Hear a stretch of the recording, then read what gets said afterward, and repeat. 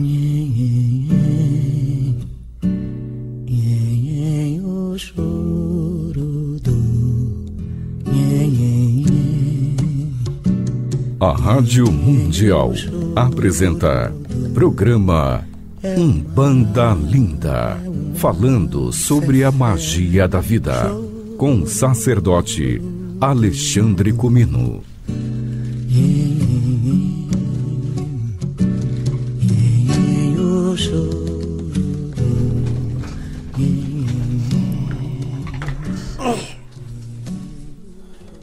Mãe nossa que está na terra, Mãe nossa que está no mar, Mãe nossa que estais nas cachoeiras, nas matas, nas pedras, nos bosques e campinas, Mãe nossa que estais no caminho, Mãe nossa que estais no ventre, no útero, na carne, no sangue e na alma de cada um de nós. Mãe nossa, Divina Mãe, nos abençoe, nos ampare, nos dê forças, inspiração e um olhar para nós mesmos e para o mundo. Que assim seja. Que assim seja.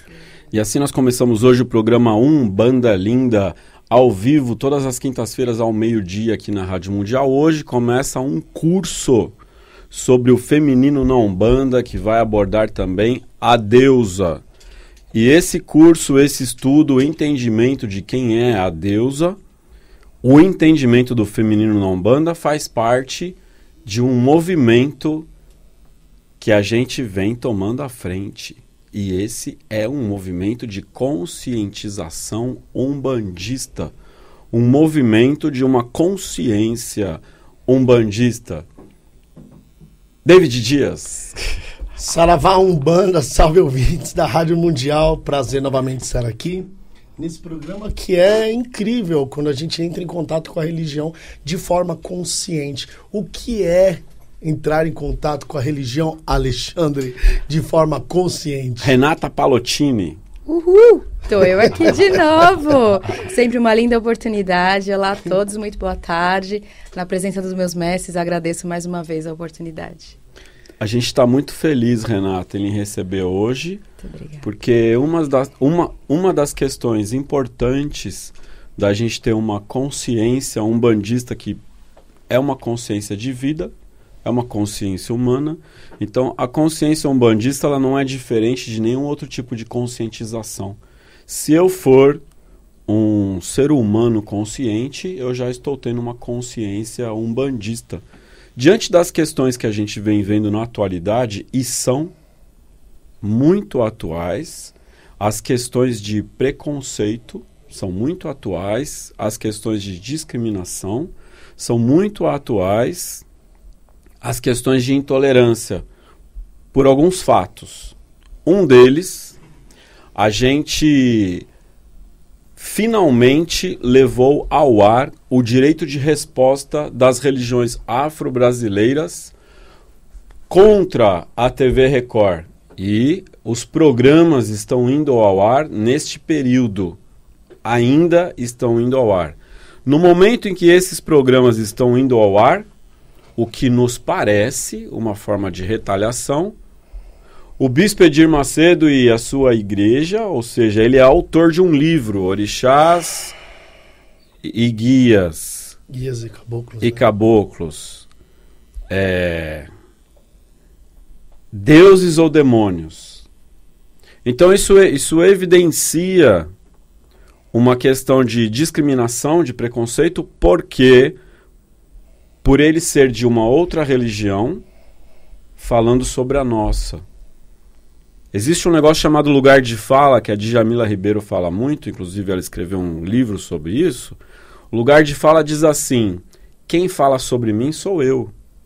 Então, quando alguém quiser saber o que é Umbanda, quando alguém quiser saber o que é Orixá, pergunta para um umbandista.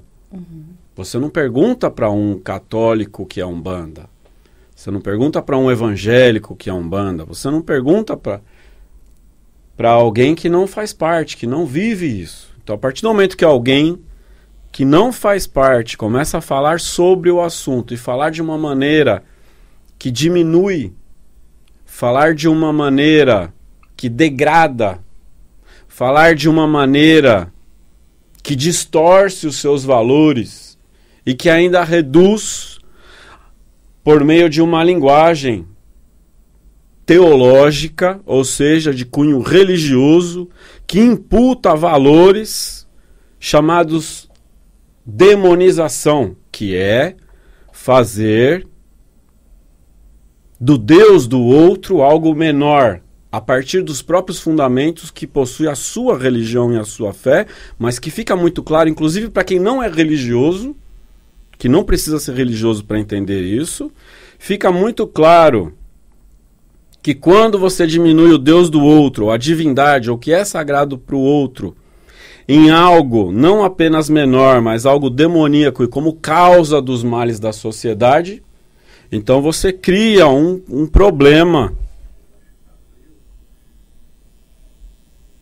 no todo que é a sociedade, onde uma parcela começa a achar que a outra é a culpada de todos os males. Isso incentiva um comportamento violento como o que nós já estamos vendo. No Rio de Janeiro, terreiros de Umbanda e Candomblé são invadidos e destruídos, e inclusive por pessoas do tráfico, que exigem que os dirigentes quebrem as estátuas, quebrem as imagens. E quando a gente vê um discurso, que é um discurso na boca do líder máximo da nação, e ele se diz terrivelmente cristão, quando ele manifesta que o país é laico, mas ele é cristão, e a gente vê que ele faz valer a vontade dele acima, não há uma neutralidade. Quando a gente vê um ministro dizer a um índio que o índio roubou a terra, quando a gente vê um momento social em que parece muito distante de nós, porque a gente está morando aqui numa capital metropolitana, e quando a gente vê que as terras dos indígenas estão sendo invadidas por mineradores e que a exploração desse minério tem um incentivo, as pessoas começam a se sentir muito à vontade para agredir. Então é um momento que as pessoas se sentem muito à vontade para agredir aqueles que já estão numa situação de marginalização na sociedade. E essa situação de marginalização é a situação do pobre, é a situação do negro, é a situação da negra, é esta situação nossa de religiosos, de religiões que tenham matriz ou influência africana, e é a situação do índio. Como fica a Umbanda, uma religião que reverencia todas as minorias, e não só minorias, mas que reverencia aqueles que estão marginalizados, porque a mulher não é minoria e o negro e a negra não é minoria. O Brasil tem 54% da população negra. Então os negros não são uma minoria, a mulher não é minoria. Mas ocupa a minoria quando você pensar em classe de privilégio. E aqueles que detêm os privilégios, ou uma classe privilegiada economicamente ou socialmente, comandam os rumos dessa sociedade, principalmente quando os líderes fazem parte também dessa classe. E eu não sou nem de direita e não sou de esquerda. Eu não sou da situação e não sou da oposição. Eu não tenho consciência de política partidária. Mas eu entendo que é um momento delicado. É impossível um umbandista ou umbandista que mais cedo ou mais tarde vai provar o amargo do preconceito, da discriminação. Se já não prova em casa com a sua família. Porque em muitas famílias é a mãe, o pai, o filho, a irmã, o tio que não aceita que o familiar tem uma religião diferente. Então, se o assunto é esse, para mim é muito importante reconhecer que eu sou o retrato desse branco. Eu sou o retrato desse homem branco, de classe média, que não passou dificuldade. Eu nunca fiquei desempregado. E na minha cabeça, sabe o que eu pensava? Eu acho que eu nunca fico desempregado porque eu sou uma pessoa muito legal, cara, porque eu falo bem e eu tenho boa aparência. Eu nunca me toquei que boa aparência, às vezes, quer dizer branco. Né? Então, eu fico feliz de sempre poder dar oportunidade a uma mulher falar. Né? E eu me sinto muito lisonjeada por eu não isso. sei se você se denomina branca ou negra ou o quê, mas branca eu acho que não é. Olha, Lê, você sabe que Que tem um drama também, né? eu cheguei tarde, né, nesse discurso, né? Uma coisa que eu converso muito com o David, que é dirigente da casa onde hoje eu sou médium. Nós chegamos tarde nesse discurso, mas nós estamos aprendendo muito com isso. E estudando sobre feminismo, e quando eu fui estudar feminismo, eu entendi que não dava para falar de gênero sem eu falar de raça, sem eu falar de classe. Eu percebi que o que determina você ser negro ou não nessa sociedade, ou seja, você ter ou não alguns privilégios, é a cor da tua pele. Então, apesar da minha mãe ser uma mulher negra, eu tenho uma pele branca e isso me deu alguns privilégios. Um deles, por exemplo, foi o acesso à educação, né, acesso a grandes universidades, o que hoje, com muita dificuldade, mesmo que o governo tenha alguns incentivos para que a população negra possa estudar, o negro ainda é minoria na universidade, né? Ainda ele faz pouco ciência nesse país, mesmo sendo a maioria da população. Então, eu me identifico como uma mulher não negra. Entendi. Né? Porque eu tenho todos os traços de uma mulher negra, mas ainda assim eu conto com muitos privilégios que a mulher negra, infelizmente, na sociedade não consegue ter. Existem muitos outros dramas também, né? Existem. A Aline, que é minha mulher, também às vezes sente um drama de não se sentir branca entre os brancos e não se sentir negra entre os negros, que também é uma outra questão a se abordar, não é? É uma questão de identidade, né? É uma questão de identidade. E isso faz parte do nosso processo histórico, né? Porque o nosso processo histórico, ele contou com a invasão de um europeu aqui, de uma terra que já tinha dono. Né? Ele invade isso aqui, a miscigenação é fruto de estupro, muitas vezes da Índia, da mulher negra, e nós temos diversas características na nossa identidade. Então há esse problema, essa questão da pessoa não se identificar numa raça determinada. Né? E aí a gente chega num ponto muito interessante, né? Que a construção genética do povo brasileiro não tem nada a ver com a construção social da identidade desse povo brasileiro, não é? Porque geneticamente eu também sou de ancestralidade negra e indígena, geneticamente. Mas socialmente eu sou totalmente branco. E como é que a gente consegue levar esse tipo de abordagem, discussão ou consciência à religião de Umbanda? Ou a religião de Umbanda, será que ela por si mesma traz essa consciência quando você reza para um preto velho, quando você reza para o caboclo, quando você reza para Pombagira, David Dias, essa consciência é natural ou precisa que alguém lhe diga, e aí, mano, como é que é? Essa consciência sempre foi natural. Essa consciência foi plantada na Umbanda, e a gente tem dito isso repetidas vezes. Quando o caboclo das sete encruzilhadas se manifesta dentro de um centro espírita, exigindo reconhecimento, exigindo reparo sobre a presença daqueles que estão ali, pretos, índios, homens, mulheres, ele exige isso num ambiente frequentado por brancos. Então, pegando carona nessa frase da Renata, nós chegamos tarde nessa discussão. A Umbanda, enquanto religião, nasce a partir dessa discussão. Contudo, o umbandista, enquanto praticante, ainda não chegou. Será que o umbandista ele tem um fragmento dessa discussão que não passa de uma abordagem espiritual? Ou seja, quando o Caboclo das Sete Encruzilhadas diz não basta fazer diferença aqui no plano material, vocês querem levar essa diferença para o lado de lá.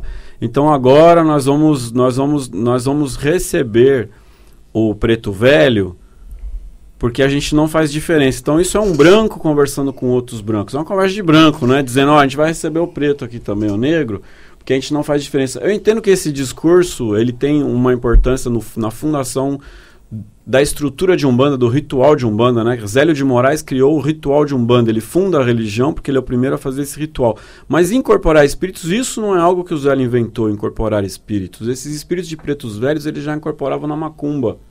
Eles já incorporavam no catimbó. Eles já incorporavam em outros ambientes que não eram os ambientes do branco, da classe média ou do europeu. Então agora ele está falando dentro de uma classe média que nós vamos receber o preto aqui também. Nós vamos receber esse ex-escravizado, que é o negro. E aí então surge a religião de Umbanda, que tem uma predominância muito grande de brancos, mas que na década de 50 a religião de Umbanda ela teve uma vertente chamada Umbanda Molocô, de Tata Tancredo. Tata Tancredo esteve à frente da Umbanda africanista, que é a Umbanda Molocô. E nós entendemos que a Umbanda Molocô, ela é uma continuidade natural da macumba, aonde está a presença do atabaque. Mas o fato de a gente tocar Umbanda hoje com muito atabaque, e a gente tem uma proximidade do orixá, a importância do orixá na Umbanda hoje, para boa parte dos umbandistas, a presença do orixá ela é mais forte que a presença do santo católico. Quando eu tenho um atabaque e eu considero a presença do orixá mais forte que a presença do santo católico, eu estou mais perto daquela macumba do que da ideia do espiritismo.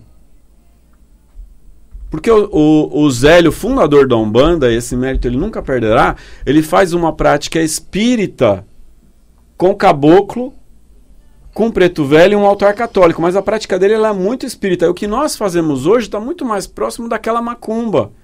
Então a gente é uma continuidade daquela macumba com uma intervenção de fundação, que é o momento em que Zélio cria o ritual que a gente faz. Embora a gente segue essa ritualística, que tem um começo, um meio e fim, a nossa estrutura, a maneira, o jeitão de fazer as coisas, é um jeitão muito da macumba. E quando a gente fala as raízes da Umbanda, tem uma origem da macumba e tem uma origem também do toré, do indígena. Então isso tudo está muito presente aqui na Umbanda. Agora, quando a gente canta, negro na senzala, bateu sua caixa, deu viva iaiá. Negro na senzala, bateu sua caixa, deu viva ioiô. Viva iaiá, viva ioiô. Viva Nossa Senhora, cativeiro acabou. O negro na senzala, bateu sua caixa, deu viva iaiá. Quem é a iaiá? Quem é o ioiô? Que ele está dando salve. Quando diz cativeiro acabou, esse cativeiro acabou mesmo? Quem fez esse ponto? Foi o próprio Preto Velho que deu esse ponto? Será que o Preto Velho deu esse ponto? Quando você canta é na macumba, é na macumba, a. Preto canta, preto dança. Preto toma seu marafo para saudar seu protetor. É assim a letra, não é? Preto canta, preto dança. É na macumba, é na macumba, a. Preto canta, preto dança.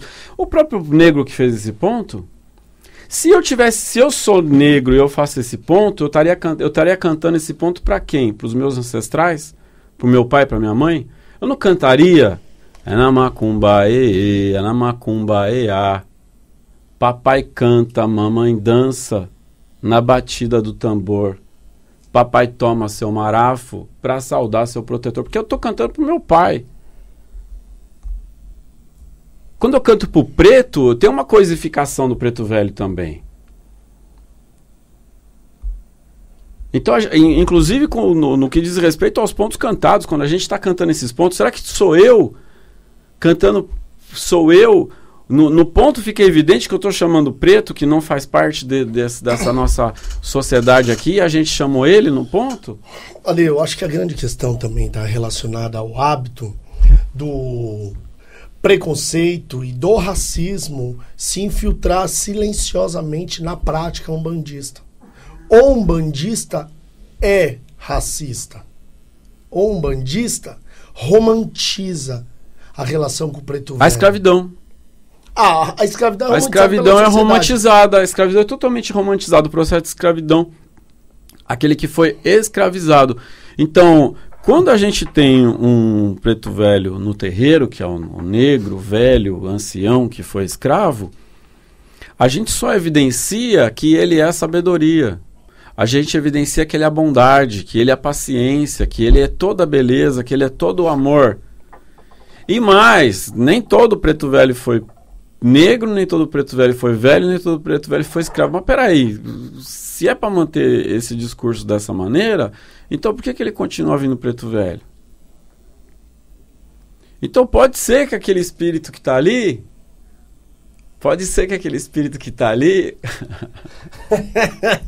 Chegou aqui na Rádio Mundial, o nosso irmão Cristiano Nascimento e a Vanessa de Oiá, que está fazendo uma gracinha ali com a gente. Nem tinha visto a Vanessa. Respondendo.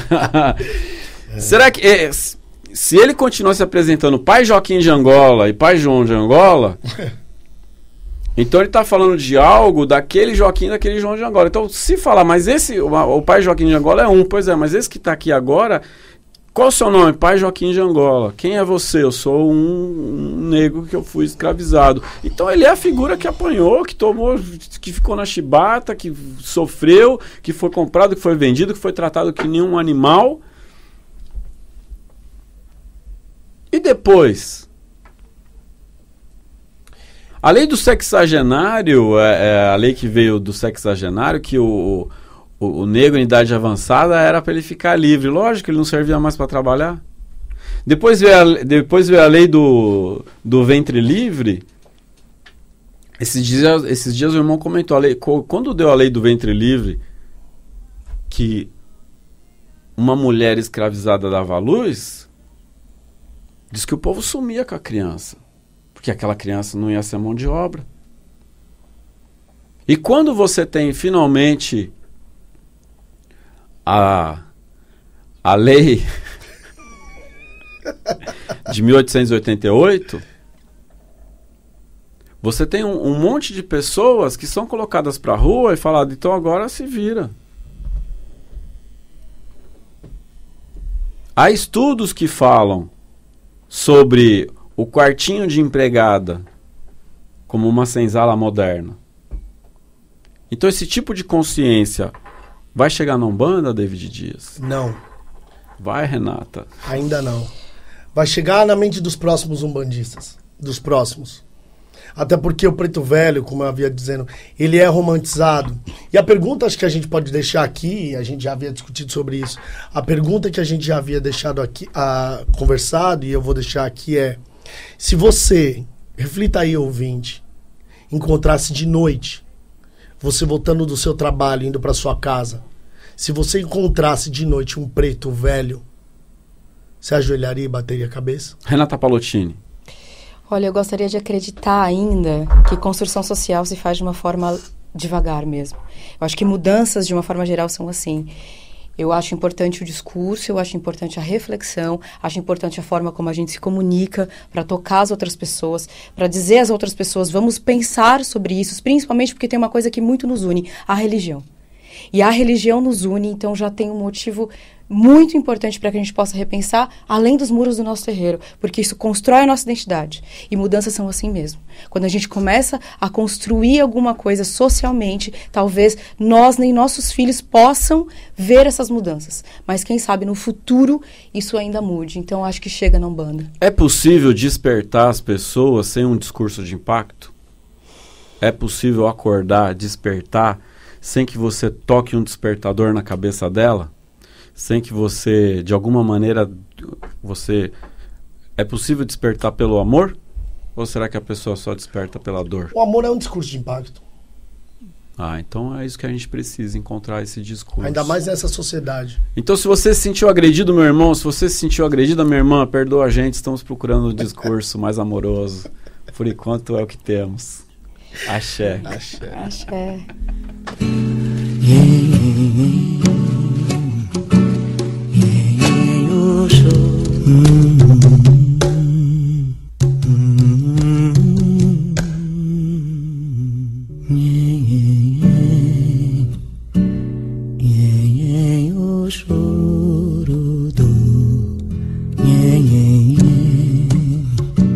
A Rádio Mundial apresentou Programa Umbanda Linda, falando sobre a magia da vida, com o sacerdote Alexandre Cumino.